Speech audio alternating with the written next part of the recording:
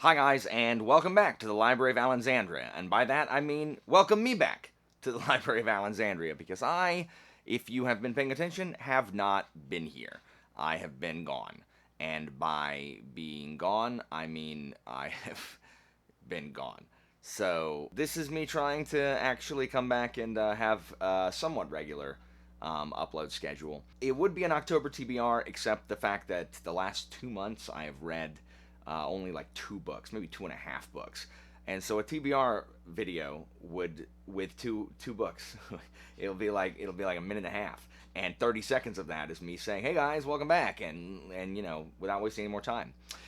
So, I mean, I'll include what I'm going to try to read in October, especially considering, a new read-along starts on my channel, because we still have been reading stuff, even though I haven't actually posted a video in the last month and a half, other than a couple sprints. So I just wanted to use this as kind of a state of the library kind of video. Let Bartlett be Bartlett and give his state of the library. And Christina also wanted to jump in at the end of this and say what she has been reading. So I'm just going to give kind of a channel update and a life update and a where I've been update and a weekend update, starring Seth Meyers and Amy Poehler. So without wasting any more time, let's get down to business. Let's talk about what's going on. I could not, I don't know how to deal with the amount of burnout that I have just in life right now. And I had to not be on the internet, because every time I would get on the internet, I would get mad. It's just been a long time coming of just tiny injustices and tiny things that just bother me, that have just it's just been death by 1,000 cuts, basically. There are many things about the internet that I do not enjoy. I cannot deal with disingenuousness, and I just in life, and if you follow my channel at all, you know that integrity and people being genuine is my big thing. And there's just a lot of that on the internet, disingenuousness. And what makes it worse for me is when people exalt a disingenuous person's genuineness. And that drives me crazy. It drives me crazy in real life, it drives me crazy on the internet, but the internet is just like a microcosm of the real world, but blown up exponentially. And it was just a perfect storm of stuff, to where I'm just getting mad at what people are talking about on the internet. It corresponds with another thing that has just been driving under my skin. It happened to correspond with the explosion of One Piece on the internet. If you've watched my channel, if you don't know, I've been watching One Piece since they were at I don't know, Alabasta right before. So 20 years or so I've been watching it. I haven't read the manga. I just watched the show, and it's a super meaningful thing to me. And it's dumb. Everything I'm gonna say right now seems gatekeepy, but it's different. And it's just been too much. Everyone in the free world, even people who are like, "I'll never read One Piece," all of a sudden everyone's like, "Oh, One Piece," and I'm just like, what? What is the world that I live in right now? And I make a separate video on how meaningful One Piece has been to my life, basically, because it was, I don't know. I was talking to Jimmy about it, and Jimmy's like, "You should film that video." I'm like, "I guess I will film that video." I a lot of times feel like Roland Deschain, and the world has moved on, and I have been left behind in it. I wish a lot of things were the way they used to be. And that's hard, having Asperger's. I don't like change, and I certainly don't like state changes. And it's just sometimes I just feel like I've lost control. And I mean, I don't have control of, over events or whatever. One of the things, I liked when the world was smaller a lot of times, because you could like things, and not everyone liked them, but a few people liked them, and then you shared a bond with those people who liked that thing, and you could be a quasi, that thing guy. You could be good at that particular the game, or know a lot about that particular topic, and it was just easier. One of the things that has just been years coming, I finally had my nervous breakdown about this is I cannot stand that D&D has been mainstreamed. Like I hate it with every fiber of my being. And I know. Like guys, I understand. I understand like how I sound right now. Like I get that. I'm not saying I'm being reasonable. And I'm not trying to be gatekeepy because I'm not saying that people can't enjoy things and that shouldn't enjoy things. People should can and should enjoy what they want to. I'm not trying to keep people from doing that. However, the way that it makes me feel is not something within my control. I part of it is, part of it is if you were like, if you grew up and you liked all this nerdy crap like in the 80s and 90s, like this was not a popular thing to like it was not celebrated. Like you had to not give a crap about what other people thought in order to like this stuff, because if you cared about what other people thought, they were like, you were going to be miserable because it was not something that was, it wasn't something that was you were going to feel good about. I remember I was at with my manager at GameStop. We went to like a training thing, and we had our GameStop like badges around our necks or whatever, and these two girls like across the hotel complex like turned and pointed at us and went, "Nerds!" and then like skittered away. And it's just like, what? Like, what is that? When people ask me, have you seen D&D Honor Among Thieves? No, I have no desire to see D&D Honor Among Thieves. You know what I have seen? The original D&D movie, or with Jeremy Irons, where the dialogue is so terrible. Like, the dialogue that I remember specifically is the female wizard being like, "You must have a feeble mind spell on you if you believe that." And it's like, that's like shoehorning references in, which is wonderful. It's a terrible movie. I don't like the fact that we literally have celebrity D&D players. And I'm not talking about Vin Diesel playing D&D. Like, that was a celebrity who played D&D. Like, I was always fine with that. Like, I'm like, oh, look at that. Vin Diesel plays this game. He's Vin Diesel. Who's going to make fun of him? But the fact that we have, like, celebrity D&D players, and I'm not saying that none of that's good. I mean, good for them. But I already struggle with imposter syndrome, and one of the things that I, like, this is a microcosm of my issues, ladies and gentlemen. One of the things that I always really, really enjoyed about myself is that I liked playing D&D, and I was good at it. Like I was a DM, and I was a good DM. But since the explosion of these celebrity D&D programs or whatever, it's like now if you play D&D, I feel that that's what people expect, and it's and like I just like. Even the last time I played, which was like 6 years ago, so the last time I ran a game, like it wasn't as big as it is now. But now, like, I would be afraid to roll out the dice again because it's like, well, not critical role, not dimension 20, like, and then it's just like, okay, well, one other thing that I thought I was decent at is taken from me. This happens where I think that I'm good at my job, and then I hang around with other Latin teachers who have like PhDs and master's degrees in our chosen field, and they just know more than me, and it's like, well, I used to think I was good at my job, and I apparently don't know as much as these people do.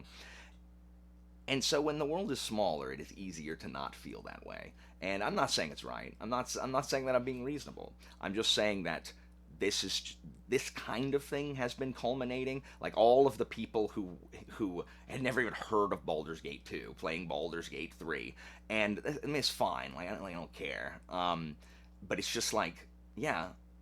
What about John Arenicus and Baldur's Gate 2? Like play Baldur's Gate 2. All the people like, oh, I love Minsk. Okay, like Minsk is in the first two games. Like, people can like what they want to like. I don't have a problem with that. People can like what they want to like. You know what I mean? I like KJ Parker and, trails of games that nobody plays or whatever. And I don't do it on purpose. Like, it just so happens that I end up liking those things. It bothers me when people think that the only way you're honest is if you're, like, ragging on something. It's me not liking certain things that Sanderson does doesn't mean I'm telling the truth about Sanderson. It doesn't mean Sanderson sucks. It just means that that's not something that I particularly enjoy, and I don't set out to do it. It's just how it is.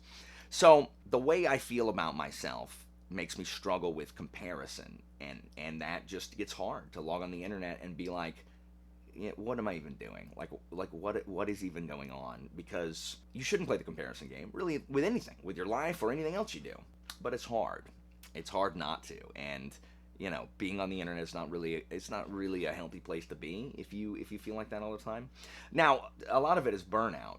I constantly feel like I have a sword of Damocles hanging over my head, where I think about when Christine and I were dating and when we first got married, and I think about all the time that I had, and I don't know where it is.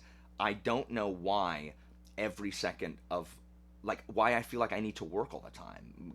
Like, I have never thought of myself as a workaholic because I hate work. Like, I hate doing work, except when it's work that I enjoy, apparently, because I stay too late at school, I do too much with my students, I then get home and think about working on BookTube or read for BookTube, which my wife pointed out is work. And when I'm home, I'm thinking about school and how to modify my lessons so that it can be better and the kids can learn more. And I don't know if I used to do that. I don't know how I used to be at home and not be stressed out about the next day. I don't know if you watched the Hexologist video that I put up, or if I'm putting this one up first. I don't know. But I sat here at my computer for over an hour before I pressed record on this. There is a physical barrier between me being able to record and or edit and me. Like, it just feels like there is, like, it's a gelatinous cube in front of me. And it is, I don't know what's wrong with my brain. I don't like it's demand avoidance is what it is. And I just really, really struggle. And the thing is when I don't do the thing that I need to do every day, I tell myself when I get home, because I've got energy at school, but when I get home and the second I walk in that door, it drains away and I can't do anything that I need to do. Like, and I don't. So I don't record, I don't edit, I don't even have the energy to read. And when I don't, I feel even worse about myself and I feel stressed. And I've been so stressed out and my heart rate's been too high and I've just been on edge and have been foul to people and snarling and, like, I've just been feral. And I am not feral. I am civilized. I am of the city. So I don't know where something has to give, but something has to give. Like, I need to spend time with my wife. Like, the idea of hanging out with my friends or my family, like, sends me into, like, paralysis mode, because I know that if I do that, I will not have the time to do this work that I need to do. This is not healthy. This is not a healthy way to live. So I don't know what the plan is, but feeling like an imposter, feeling like the world has moved on without me, feeling like I constantly need to be working, has just contributed to massive burnout. And I've just done nothing the last 2 months, really, other than, like, I just need, like, these kids don't give a crap. Like the extra stuff I do, they don't care. I really just need to go back to use a book, whatever. It doesn't matter. It doesn't matter. They're not going to learn more because I've made the lesson better. They're not. There is a threshold. At any rate. So, I'm not even going to shoot for the 3 video a week schedule. Like, I'm not. I am going to try to get out 2 a week. I think that I have filmed enough of a backlog. Though I need to heavily edit them, because, like, I've just been noticing that when I film something or when I went live, like, there's just this undercurrent of, like, rage behind it. Like, I'm just so angry about the way things are, and I'm angry that, like the things that I like are now popular, but, like, weren't popular back when, they were I was in the heyday of liking them, and angry that, that freaking about injustice and the fact that liars continue to get ahead, and angry at so many things. And I've dealt with that. So I'm no longer, like, quaking with rage every time I talk, as you can tell. I hope you can tell. But yeah. So I'm going to try to get 2 videos a week out, and I think I've built enough of a backlog to where if I just sit down and edit them, but demand avoidance. KJ Parker's character, Saturninus, who's, like, the most prolific author in KJ Parker's world, his Saturninus' third law is a man is capable of doing any amount of work as long as it is not work that he's supposed to be doing. And guys, that is so true. I can do anything as long as don't have to do it. As long as it's not something that I need to be doing, I can freaking do it forever. So yeah, I'm gonna schedule those and try to like find some time in my life and be a better manager of my time. I don't imagine I'm gonna be super successful because I don't know how I lose the time to start with. So yeah, so that is my life. In addition, I was sick. I had COVID a couple weeks ago, and then I had to have a colonoscopy, which was the opposite of fun. Everyone says it's the prep that's the worst. They're absolutely right. The procedure, don't even remember it. Like boom, out, done. But the prep is just awful. Like a wasted weekend, entire weekend wasted dealing with that nonsense. But there was colon cancer in my family, so I have to get it done early. Woo! But I mean, that's fine. Whatever. So it's just been so stinking busy. The stuff that I'm planning on reading, if you're still here, the stuff that I plan on reading in October, my October TBR, if you will. We're starting a new read-along, and this is the last one of the year. They've been successful. I know we've been nitpicking book 2 of the Empire trilogy, but it's still good. It's just some weird stuff about it. But what we're going to be starting is Boosh, Devices and Desires. This is K.J. Parker's engineering trilogy. It starts with this one. This book is the longest. It's like 600 pages. But the other two are, like, I think the second one is like 400 pages, and the third one's like 300 pages. So they are significantly shorter than book 1. But I'm excited. I actually just finished reading my first trilogy of K.J. Parker, and it's his new one that's coming out, the Silas Korak series. And it's weird seeing it's a story told over 3 books instead of just one, because I've read his standalones and then all his novellas. So I'm eager to be reading this. I'm hoping that Zara will join me on my channel to talk about it when we read them. So yeah, and I'll also try to be catching up, if I ever do, with the stuff that I am still behind on. I still need to read book 3 of our last read-along, Mistress of the Empire. I need to read Gaijin. I need to read Scarapath. There's a bunch of things I need to read. I am going to desperately. I am not gonna, other than this read-along, obviously. And other than read-alongs, if I schedule a read-along for next year, I'm not going to start a new series until I finish one. So I'm going to one-for-one them. So until I finish a series, I can't start a new one. And I just finished the Silas Korak series, so even with the read-along, I can start this one. But other than that, I cannot do this anymore. I've got to finish some of these series. It's ridiculous. It's ridiculous that I can't finish these. I'm also going to try to read the second book of Wickwire Watch, which is recently a Spiffbo 9 finalist, as it should be. You guys who are going to be reading Wickwire Watch, that's Philip and Bookborn, and you other people who are reading it, it deserves a win. Please don't give it to something lame. Please, please. Anyway, it's the Spider Key. So I want to read this as well, finish this series out as well. I really, really enjoyed it, the Wickwire Watch. So you can check out my review if you're curious about that as well. So yeah, that's what I'll be reading, trying to catch up. But again, literally 2 new books on here. And I'm just trying to make healthier choices. There are times where I just want to. I feel like I would feel less stress if I just closed up shop and didn't worry about any of this anymore. And if it wasn't for the people that I knew here and the friends I have, I would. But I mean, I like the community aspect, and I do like talking about books. I'm just having massive motivational problems and just trying to deal with the internet, because it's hard to deal with people, and the internet is filled with them, like everywhere else. I can't just hole up in my house like I would want to. So anyway, my wife will now join me because she wants to talk about what's on her TBR. Okay, as promised, my wife is home from work, so she will tell you what she is reading for the month. So I have a very short but exciting TBR. This month, and probably for the next 6 months, I'm going to be reading What to Expect When You're Expecting. Why would you be reading that book? Because we're expecting... Expecting what? A baby in March. Whose baby? Our baby. What do you mean, whose baby? Our baby. This is the first time hearing about this, ladies and gentlemen.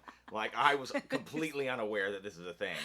That is not true. Are workhouses still things? Because no, let me explain something to you. here. I have recently looked into insurance, and unless you are in abject poverty or wealthy, in order to not die from illness, you're just going to die from illness because too expensive. So I'm considering the mines, the workhouses.